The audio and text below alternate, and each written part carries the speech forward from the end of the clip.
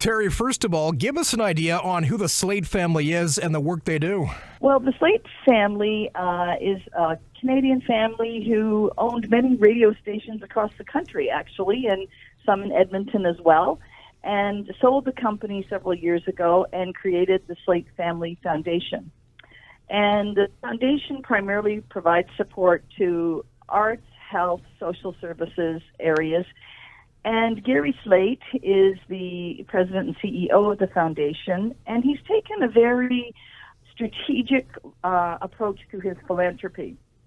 And instead of giving grants to one organization at a time to try and make a difference, over the past 5 years or so, he has taken themes or sectors where there are issues that need to be addressed and done some research on them to really understand what those issues are, and then given collective amounts to many organizations to address one particular issue. So in 2013, he gave $50 million to 5 Toronto hospitals.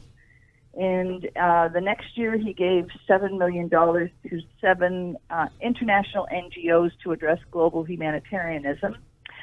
Last year, they addressed national children and youth organizations across the country, 11 of them, to really help with the growth and development of children.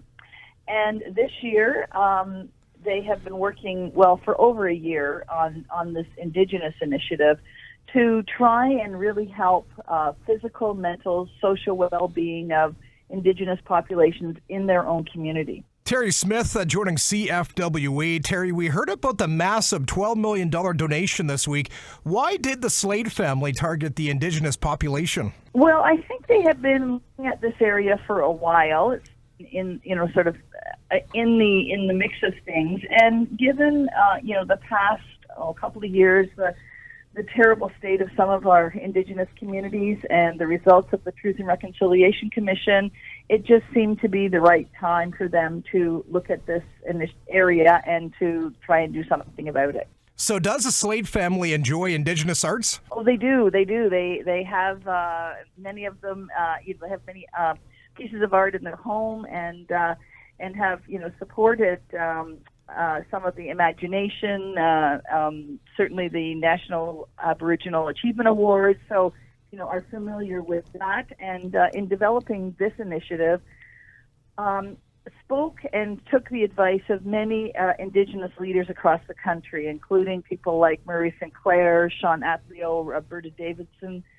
So a wide range of people across the country to really understand what were the key issues and how could the foundation itself really help out. Terry, other than the recipients of this donation, who benefits from the donation? Actually, Indigenous communities across the country benefit, as do individual students and scholars. So some of the gifts, for example, to Inspire, which provides scholarships for Indigenous students to go to post-secondary. So they've been given funding to provide more scholarships to students across the country, so to attend colleges, universities, or to extend their culture and language and arts training.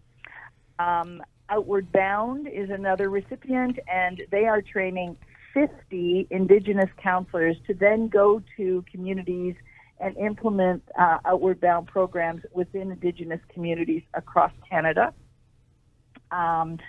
Moose Hide Campaign is another group that has received funding, and they are the group that started looking at violence against women and girls and do a national campaign on respect for women. And so they are now going to implement some community initiatives, initially in a few communities to get the model right, and then it'll expand across the country. So those are some of the areas, but also there is scholarships being given to Indigenous artists to attend the Banff Centre of Arts and Creativity. So this will allow those Indigenous artists who maybe perhaps couldn't afford to go to Banff to actually get the ultimate in arts training and residencies at Banff. So what are the perimeters on what the recipients can do with the $12 million donation? Each of the organizations have submitted proposals that are specific to that organization.